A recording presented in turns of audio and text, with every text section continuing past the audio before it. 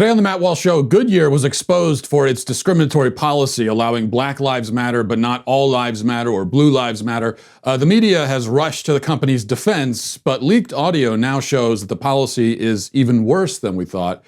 We'll talk about that and I'll play the audio. Also, 5 headlines, including a stirring speech from a pop star at the DNC convention last night. And in our Daily Cancellation, we'll discuss the vile left-wing mob that randomly destroyed a man's life because of an innocent typo in a tweet.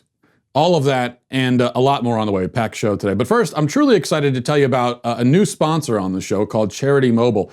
Honestly, you couldn't ask for a better transition here. It really works out because I think today especially we're all thinking, that we'd like to find companies that support our values. Well, they are out there, believe it or not. And when you find them, you got to support them. We can't just see them and say, oh, hey guys, great, thumbs up, good job. But and then not support them. No, it's up to us to support the companies that support us. And that's what Charity Mobile is all about. Charity Mobile is the pro-life phone company. 5% of your monthly plan price goes to the pro-life, pro-family charity of your choice.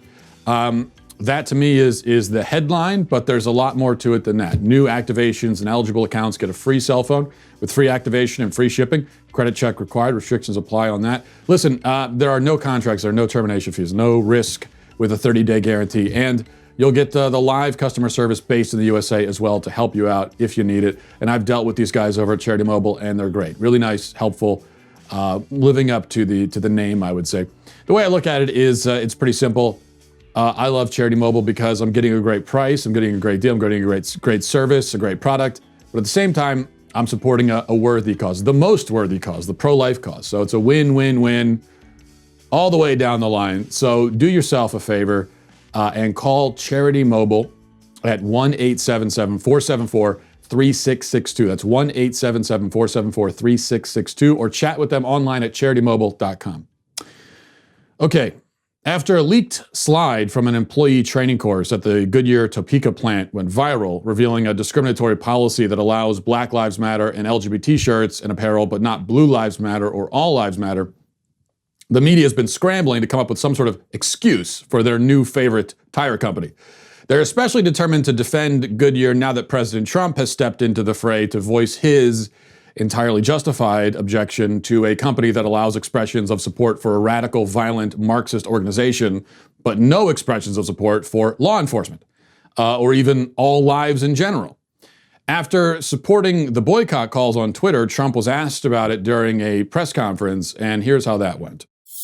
Mr. President, I want to ask you about your tweet earlier today on Goodyear. It was essentially calling for a boycott on Goodyear tires. Do you want the federal government to stop buying and using Goodyear product as well? And is there anything? I'm not happy with Goodyear because what they're doing is playing politics. And the funny thing is the people that work for Goodyear, I can guarantee you, I poll very well with all of those great workers in Goodyear.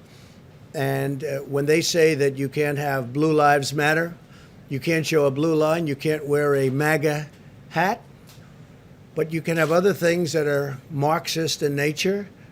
There's something wrong with the top of Goodyear. And what the radical left does is they make it impossible for people to do business if they're Republican or if they're conservative. They put out all sorts of effort, don't shop there. They do vicious things. Not so different than what you saw on the streets of Portland 2 nights ago. Boycott, do you envision? Oh, I don't know. That's up to people, but I wouldn't recommend it. If they want to hold political speech, if they want to let you not do what everybody's doing, if they want to wear a MAGA hat or if they want to wear a Blue Lives, you know what Blue Lives Matter, right? That's policemen and women. That's a terrible thing. That's a terrible thing. So they're using their power over these people, and these people want to wear whatever it is that we're talking about. You know that. Now, Goodyear has issued a clarification, which, after sifting through the obfuscating jargon, is actually not a clarification at all. Less is it an apology. So here's the statement in full. I'm going to read the entire thing to you, just so you know that I'm not trying to take stuff out of context. So bear with me. This is the entire statement from Goodyear. This is what they have to say in their defense. And the media has passed along this statement saying that it sort of puts everything to rest. This is what they say. Yesterday, Goodyear became the focus of a conversation that created some misconceptions about our policies and our company. For those not aware, a widely circulated image sparked a strong reaction, and we wanted to take the opportunity to provide some important context to the visual and our policies. They continue. First, the visual in question was not created or distributed by Goodyear Corporate. Notice the wording there. We'll get back to that. Nor was it part of a diversity training course. To be clear, on our long-standing corporate policy, Goodyear has zero tolerance for any form of harassment or discrimination. To enable a work environment free of those, we ask that associates refrain from workplace expressions in support of political campaigning or any candidate or political party. Apparently it doesn't include Marxist political organizations, as well as similar forms of advocacy that fall outside the scope of racial justice and equity issues. So those are the only issues you're allowed to talk about, but there's a problem there, which we will also get to. Second, they continue, we appreciate the diverse viewpoints of all of our more than 60,000 associates, which are at the heart of many of the policies we establish. Fostering an inclusive, respectful workplace is important to establish teamwork and build culture, which is another reason we ask associates not to engage in political campaigning of any kind in the workplace, unless it's for Black Lives Matter. That's me talking, not them. For any candidate, party, or political organization. Third and finally, Goodyear has always wholeheartedly supported both equality and law enforcement and will continue to do so. These are not mutually exclusive. I agree. You're the one, Goodyear, who said that it was. They continue, we have heard that from some of you that believe Goodyear is anti-police after reacting to the visual. Nothing could be further from the truth, and we have the utmost appreciation for the vital work police do on behalf of our shared community. This can't be said strongly enough. Okay. So the slide was not created or distributed by Goodyear Corporate, and it's not part of a diversity training class. That is a far cry from denying that it exists or that it accurately reflects their policy. The rest of the statement would only seem to confirm, in so many words, that employees are only permitted to voice certain approved views on certain approved issues. Now, audio from the training session at the Topeka plant has been leaked to WIBW, the local news channel there in Topeka. And this would seem to put all doubt to rest. According to the audio, employees are instructed that they may, quote, express their views on social justice or inequity or equity issues such as Black Lives Matter or LGBTQ pride on their face covering shirts or wristbands. They are informed that such expression is, quote, approved and in accord with the, quote, zero tolerance policy. However, any associate who wears anything that says, quote, all blue or white lives matter will be deemed as having acted inappropriately. All right, here, listen for yourself. Pride on their face covering shirts or wristbands, that will be deemed approved because it complies with zero tolerance stance. However, if any associate wears all blue, white lives matter shirts or face coverings, that will be not appropriate. The unidentified speaker says the rules were created to make a better work environment. There's rules now around what you can wear. Let's try to comply with these so that way, everybody feels good in this factory. I want to make sure, guys, think about what we do in this factory, right? We all work together to make tires. That's what we do. That's what we get paid to do. So let's continue to do that and do the right thing. Keep this place what it's always been, a good place to work. Based on the policy, based on the audio there, the policy is considerably worse than first reported. I doubt that it's legal for an employer to tell workers they may express pride in one race, but not the other. In fact, let me correct that. I'm all but certain that it's not legal. This is by definition racial discrimination, and racial discrimination in the workplace is banned at every level of government, everywhere, local, state, feds. Now, the shameless hypocrites in media who have previously claimed that cancel culture is a myth insist that those of us who object to this grotesque, explicit discrimination are participating in cancel culture. CNN declared in an article that President Trump has embraced cancel culture by speaking out against Goodyear. MSNBC liked that talking point. They adopted it as well. In their headlines, alleged news anchor Don Lemon lashed out at Trump, calling him the biggest snowflake of them all and a hypocrite when it comes to cancel culture. And for good measure, he's also a bigot and a racist. Listen. We should point out the presidential limo, Don, is equipped with Goodyear tires, and the company has a long-standing relationship with the Secret Service and the U.S. military. What do you make of this call to boycott a big American company? Well, two things. The president he likes to call people snowflakes and names. He's the biggest snowflake of them all. And I should mention, he has criticized me, he's criticized you, he's criticized my colleagues, he's called for the cancellation of CNN, and he tried to get involved in the AT&T merger. So he is a hypocrite when it comes to cancel culture. Number two, it's because he is he's afraid, Anderson, that he is about to be canceled and canceled by the voting public, the American people. So I think, listen, we shouldn't be surprised that this president is a hypocrite. We shouldn't be surprised that he is making something political that's not. We shouldn't be surprised that he's a bigot. He's a bigot. He's a racist. He's a hypocrite.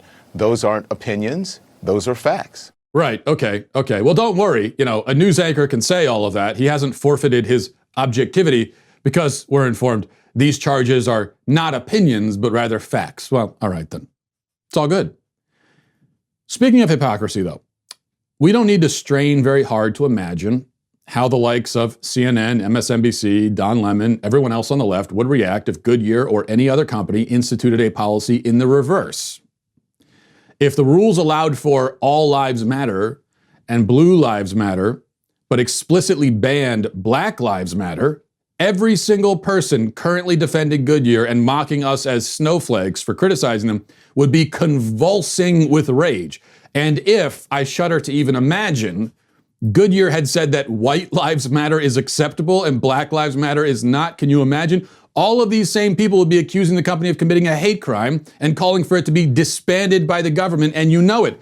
And those would be the most reasonable and measured responses. We can also assume that a few Goodyear locations would right now be lying in smoldering ruins, and the looters would have a stash of tires to go along with their burgeoning collection of stolen shoes and purses.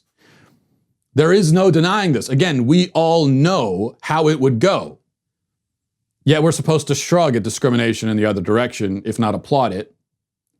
That is really the expectation. There is no real justification offered for any of this, no reason, no defense, at least not a coherent or persuasive one. It's just how it goes. Yes, you peon. The rules say that certain races can express pride, others can't. Certain races can announce that their lives matter, others can't. Anti-discrimination policies apply to certain races, not others. Racism is not okay in one direction, but it is in the other. You peon, you rube, just accept it. We're told. Follow the rules. We can't explain them to you anyway because you're too stupid to understand. Just be a good boy and do as you're told. Here's a pat on the head. And Goodyear is getting their pat on the head for being a good little boy, for dutifully adopting racism and calling it anti-racism, for banning diversity in the name of promoting diversity, for taking a position that only a lunatic could really believe, namely that declaring allegiance with a Marxist political organization is non-political, while expressing support for law enforcement or simply for life universally is political. For that, they get their pat on the head. And not much more, because pats on the head don't equal customers in the door. And they've just sacrificed the latter for the former. They're far from the first to make that mistake, and I'm sure they won't be the last. Look, it's very simple for me. I am not going to play along with this game. You want me to accept, or pretend at least to accept, that all of this is okay and understandable and somehow necessary to heal racial wounds or whatever. No, I won't. You damned hypocrites, you absolute frauds, you clowns. No. One rule, one standard for everyone. That's how I'm going to live, and that's the expectation I will have of everybody else. Goodyear then is guilty of both racial and ideological discrimination, and nothing will ever make that okay. It's that simple. Let's go to 5 headlines.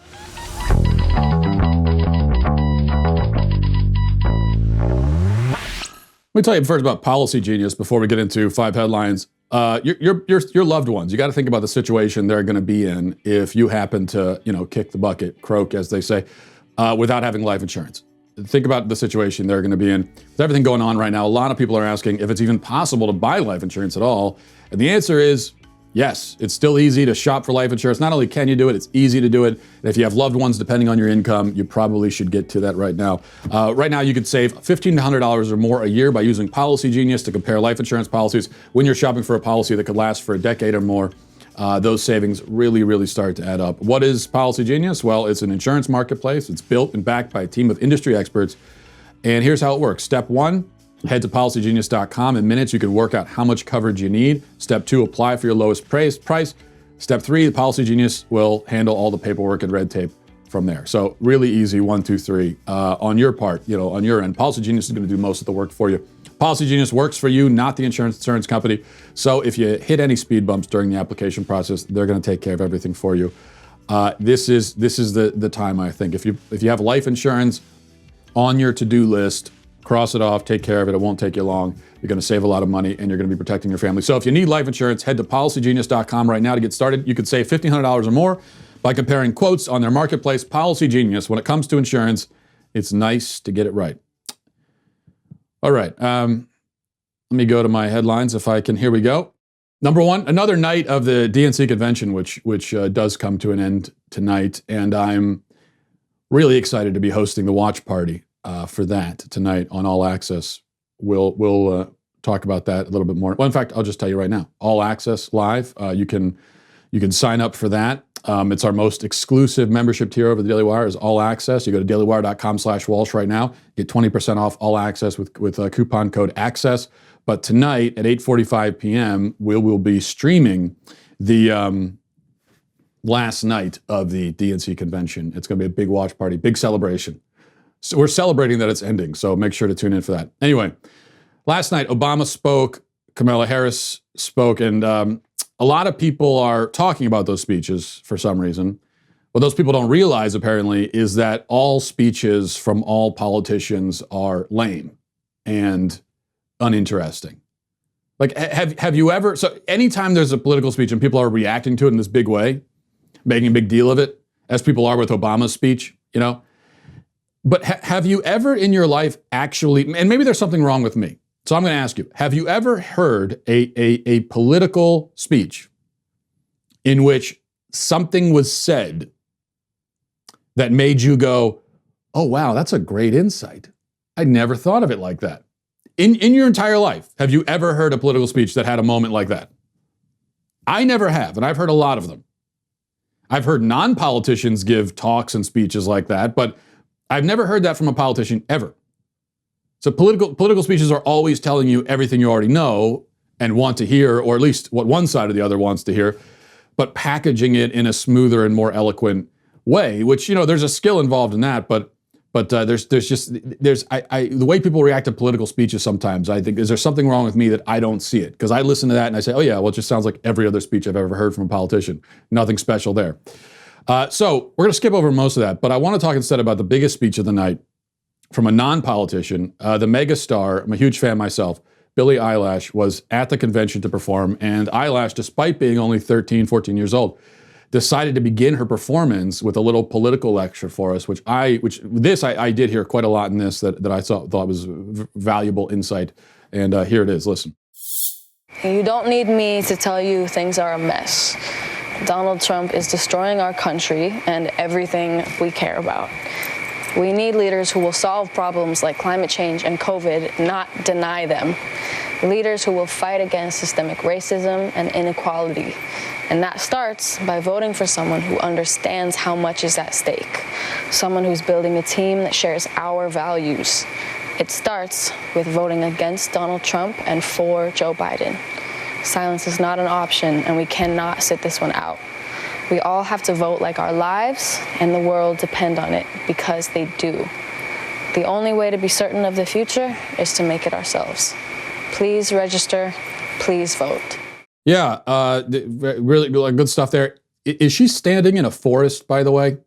That's what I couldn't, the whole time I'm trying to figure out. It sounds like there's crickets in the background, and she's in a foggy, misty forest.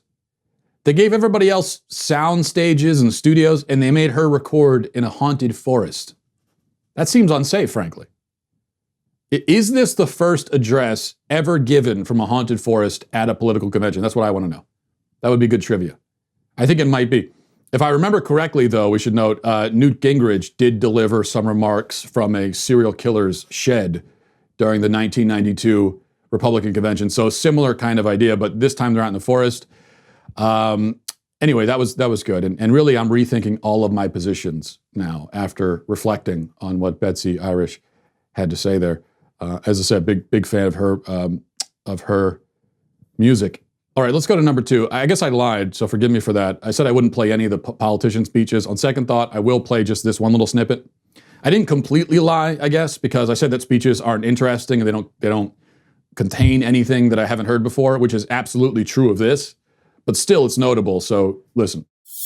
They understand that in this democracy, the commander-in-chief does not use the men and women of our military who are willing to risk everything to protect our nation as political props to deploy against peaceful protesters on our own soil.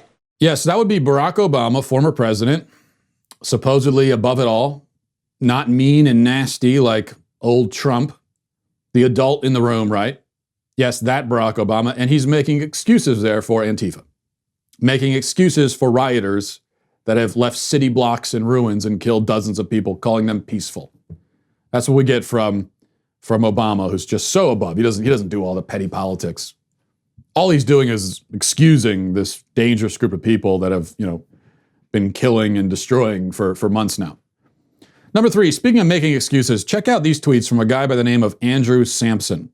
He's in the tweet, he's responding to someone who says that their home was broken into. And Andrew, the compassionate and empathetic man, says in response, because Bay Area folks refuse to pay taxes, push homeless shelters out of their neighborhoods, fight against social programs that help the local populace suffering from addiction, and participate in gentrification, which is skyrocketing up real estate prices. That's the reason he gives for the break-in. Then he continues, of course, there is the entitlement and privilege that comes with all of that. Someone breaking into your house should make you question why they felt that was their only choice and how the system failed them.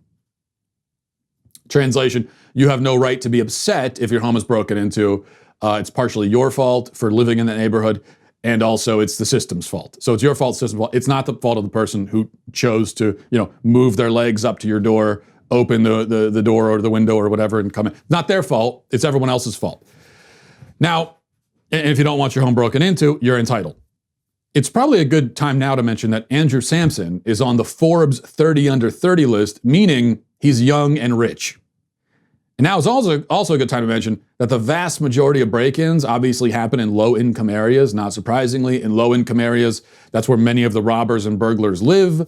That's also where the easy targets are. Working-class, low-income households are not going to have armed security, probably won't have cameras, dogs. They might have one dog, but they're not going to have trained security dogs and so on. So this rich SOB is sitting in his safe, large, protected home, telling you that you're entitled if you want to be as safe as him. That's what's going on here. And you see how this works. This compassion for criminals is really just a total lack of compassion for victims. This is the absence of compassion.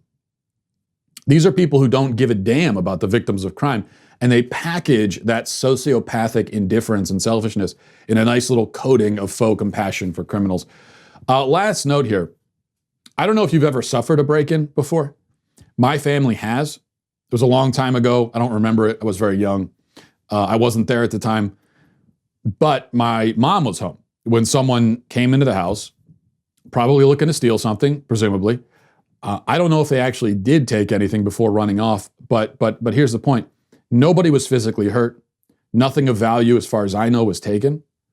And yet, this is a highly traumatic experience. To have a stranger in your home violating your safety and security in that way, to feel all of a sudden unsafe and vulnerable in your own home, that's a terrifying experience. It's not a small thing, okay? It's not the kind of thing, like if you wake up in the middle of the night and there's someone in your living room, that's not the kind of thing that you just, hey, the system failed them, it's all right. I'm gonna go back to bed. Hey, take what you want, okay? You want a glass of water or anything? Hey, no problem, okay? So sleep on the couch? Great. No, you don't do that. That's not the kind of thing you brush off. And Andrew Sampson wouldn't brush it off either. That's the attitude he has for everyone else. He says, shake it off, rub some dirt on it, get over it, you'll be fine, you sissy. And then he retreats behind his locked gate with the motion-activated cameras. That's the way it goes. Number 4, reading from the Daily Wire, Sweden's top infectious disease expert warns that believing face masks will stem the spread of COVID-19 is very dangerous. Anders Tegnell, chief epidemiologist at Sweden's public health agency, basically the equivalent of U.S. Dr. Anthony Fauci, an immunologist, says there's no proof masks actually limit the spread of the virus. This is what he says. It is very dangerous to believe face masks would change the game when it comes to COVID-19. Face masks can be a complement to other things when other things are safely in place, but to start with having face masks and then think you can crowd your buses or your shopping malls, that's definitely a mistake. And then he goes on from there. And this just shows again how there's an actual discussion to be had here about the efficacy of face masks and how they should be used, whether they should be used, and who should be using them, and in what context they should be used. This is something we should really be talking about. But of course, like with everything else, once it is settled, meaning that, you know, the media and the elites have decided that this is what it's going to be, then no more discussion is allowed. Number 5, finally, this is good stuff. Jane Lavender, assistant editor from the Daily Mirror, tweets an image, a photo from a book written in the 50s, giving women advice on how to get a man. And I thought, you know, in the 50s, they really got it. They understood. They did, especially on issues related to the sexes. So they understood. So I'm going to go through this together. We'll all go through this together, and we'll just see if you're a single woman who, you know, is looking for a man, then I think this might be useful for you. So what we have here is one page. I don't know if she puts up, no, yeah, it's just the one page. And it's actually 129 ways to get a husband. And here we have, you know, just you know, 20 or 30 of them. So let's go through a few of them here. Okay, says number 14, be nice to everybody. They may have an eligible brother or son. Good advice. Okay, no problem there. Get a government job overseas. You know, these days I'm not so sure about that. I guess it depends on, I don't know if I would think of that as a way to necessarily meet someone. I guess you could, but it really depends on where you are. Volunteer for jury duty. Is jury duty really a place for that kind of fraternizing? I would like to think that it isn't. Be friendly to ugly men. Handsome is as handsome does. Good advice. Tell your friends that you're interested in getting married. Don't keep it a secret. Yeah, that's a big one. Tell everybody. Right, wear it on a shirt. You know, maybe get a shirt made up. I'm interested in getting married. Put up a billboard sign in your community with your face. I'm desperate to get married. Something like that. That's going to advertise, and the suitors are going to show up to your door, I think. Maybe not to your door. You probably wouldn't want that. But I like this one. Get lost at football games. It's great. I have been lost at football games, and I didn't meet any eligible men. I can tell you when I was lost. Mainly because I was ashamed that I was lost at a football game. Don't take a job in a company run largely by women. Okay, here's a good one. All right, now we finally got down to business here, so to speak. Number 20, don't take a job in a company run largely by women. You might argue, I'm not saying that I'm saying this. I'm not saying that I'm not saying this either, but someone might say that is actually good advice in general for everybody across time and space. Some might say that. I've heard some say that. Some say it, some don't say it. That's all. Get a job demonstrating fishing tackle in a sporting goods store. Demonstrating fishing tackle in a sporting... This is written by... See, at first I thought this has to be a list written by a man based on the advice, but this advice here tells me this is a list written by a woman, because this is written by someone who's never been in a sporting goods store. I've been in many sporting goods stores in my time. I've spent way too much time and money in them. In fact, an embarrassing amount of time and money. I've never seen someone there like demonstrating the fishing tackle. How would you even do that? Are they going to have like a wading, a baby pool? And they're going to have the jig on there, and they're casting in. And what would that even look like? And frankly, call me sexist.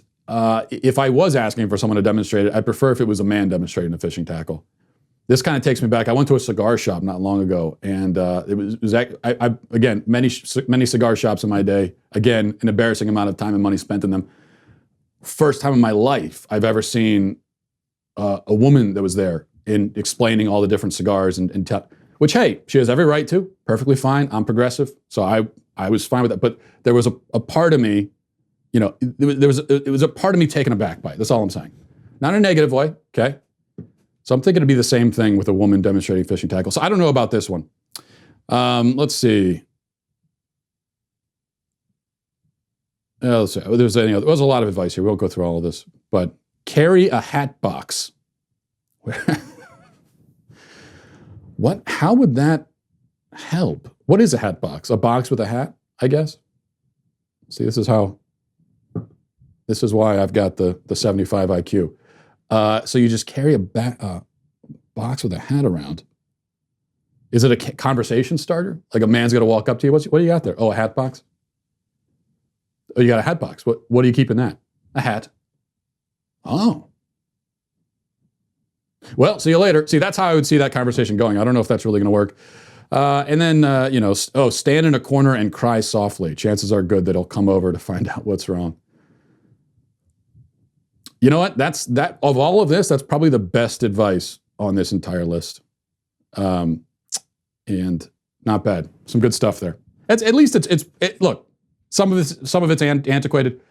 At least a lot of it is better than probably the advice you get these days. If you listen to a song like, for example, WAP, I think this advice is probably a little bit more applicable in your everyday life, though not much more. Okay, let's go to our daily cancellation. Now, for our daily cancellation today, we're going to look at a story that actually makes me angry, if you can believe it. I know it doesn't seem like me to be angry about something, but I am, for a change of pace. We're going to be canceling the cancel mob that came for a guy named John Focke. Last name spelled F-O-C-K-E. I'm going to pronounce it Focke because that's the safest way to go. I'm not actually sure if that's the real pronunciation. Now, anyone inclined to believe the absurd spin that, as many left-leaning media outlets have claimed, cancel culture is nothing but a myth concocted by bitter conservatives should consider the story of the unfortunate John Focke. The announcer for the Charlotte Hornets has seen his life torn to shreds in the last few days. He's indefinitely suspended from his job. He's been condemned and ridiculed all over social media. Major publications and national media personalities are accusing him of bigotry and worse, all because his thumbs landed on the wrong letter while composing a tweet. This was during a game between the Denver Nuggets and the Utah Jazz. John, actually, I'm just going to call him John. We'll just go with John, safest of all. John sent out a tweet about the action on the court, and the tweet said, "Shot making in the Jazz Nuggets game is awesome. Murray and Mitchell going back and forth. What a game." That was the tweet. And the problem was the typo on the word Nuggets, which, through two errant twitches of the finger, came out as the N-word. Now, John deleted the tweet, fervently apologized for it. It was too late. His job was gone within hours. There was near unanimous agreement on social media that either he wrote the N-word on purpose or his phone auto-corrected to that word because he types it so often in text messages and emails that it programmed itself. Headlines in publications like USA Today trumpeted the news. A guy named John Focke tweeted a racial slur, they said. ESPN personality Mark Jones suggested that his phone corrected itself to the N-word because Focke had, quote, written it a ton of times and trained it that way. And a lengthy Yahoo News editorial implied that John had intentionally written it, saying that the claim of a typo, quote, strains credulity, and that the tweet signals that, quote, he might have a problem with black people. So the scalp has been claimed, a life left in smoldering ruins, and the vengeful mob once again dances in celebration around the ashes, all because of a typo. Speaking of straining credulity, it is the absolute height of absurdity to claim that this man would intentionally tweet the N-word in some sort of maniacal act of professional suicide. The typo explanation, especially considering that the R and T and U and I keys are right next to each other on your phone's keypad, is significantly more plausible than the self-immolation theory that you're getting from the media. The idea that the phone had programmed itself with a racial slur as an autocorrect is similarly ridiculous. As far as I'm aware, smartphones will not autocorrect to profanity unless you go into your settings and specifically install those words as options. I sincerely doubt that John, an NBA announcer who live tweets NBA games, would have done that. Is it really so impossible to believe that this was nothing but an innocent mistake made by a man who was merely trying to send an excited tweet about a basketball game that he was watching? In the whole history of people typing the word nuggets into their smartphone, is it impossible to believe that eventually, by a roll of the dice, someone somewhere is going to make that mistake? No, it's not. Not for any honest or rational person anyway. So why the performative outrage? Why the gleeful attempt to destroy the life of some obscure regional NBA broadcaster nobody's ever heard of? Well, because this is cancel culture. It comes in several different forms, but here it is at its most pernicious and loathsome. Sure, sometimes the mob tries to cancel high-profile people like J.K. Rowling when they voice a really objectionable opinion like biological sex exists or some other blasphemy. But it's especially toxic when it comes for the obscure and the powerless and devours them for the sheer pleasure of the exercise. Cancel culture is, by definition, petty, cruel, vindictive, and arbitrary. It is also entirely false in its motives and its claims. The cancel culture mob is never genuinely angry, never seeking real justice. Of course, I call it arbitrary, but it's only arbitrary in the sense that the penalty bears no relation to the alleged infraction. The victims selected are not arbitrary. John, as a random white guy who committed an accidental racial flub, is the perfect target. We know, of course, that if he was non-white and had actually intentionally tweeted slurs about white people and admitted that it was intentional, there would be no mob coming for him at all, and he would still have his job. So the victim selection here is not completely arbitrary, but it is, again, petty, cruel, vindictive, and also hypocritical, of course.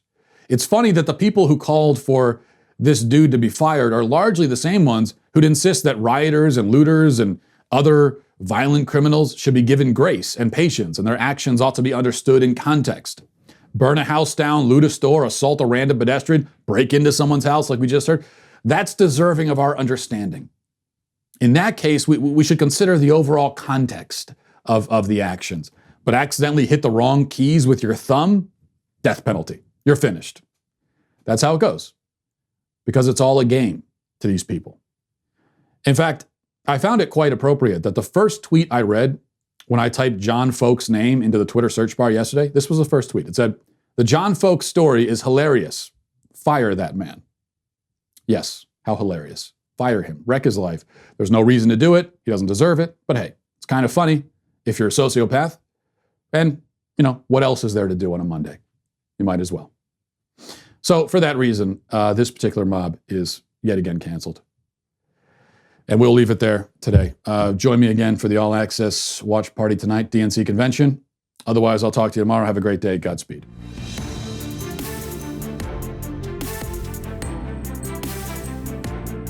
The Matt Walsh Show is produced by Sean Hampton, executive producer Jeremy Boring. Our supervising producers are Mathis Glover and Robert Sterling. Our technical producer is Austin Stevens, edited by Danny D'Amico, and our audio is mixed by Robin Fenderson. The Matt Walsh Show is a Daily Wire production, copyright Daily Wire 2020. President Trump addresses QAnon. A New York Times editor doesn't even Google the man he smears, and Goodyear has a bad day. Get it? Check it out on The Michael Knowles Show.